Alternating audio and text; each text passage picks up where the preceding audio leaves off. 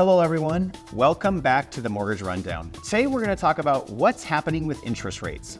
Last week was a huge week for the market. On Wednesday, we had the Federal Reserve meeting where not only did they leave rates unchanged, but instead of leaving a hawkish tone, they left the market feeling very dovish. Jerome Powell stated that the impact of higher rates hasn't fully worked its way into the economy. As I mentioned in prior episodes, inflation continues to come down. And if you add to that Mr. Powell's statement, that means even if the Fed does nothing from here, inflation should continue to come down. This is exactly the market's interpretation, and we saw yields coming down very quickly as a result. The 10-year is now down to 4.53%, after reaching as high as 5% just a couple of weeks ago. Additionally, last week we saw non-farm payrolls and the unemployment rate.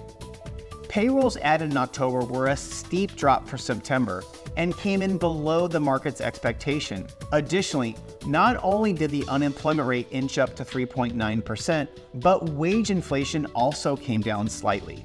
All of these events last week will continue to put downward pressure on rates as market sentiment is beginning to change towards a more dovish Fed. We still have to be very careful of an unexpected rise in inflation or a surprise jobs report, but at least as of today, the market is seeing very good signs that interest rates may have already hit their peak. That's it everyone from the Capital Markets Desk this week. Thank you all for watching and have a great day.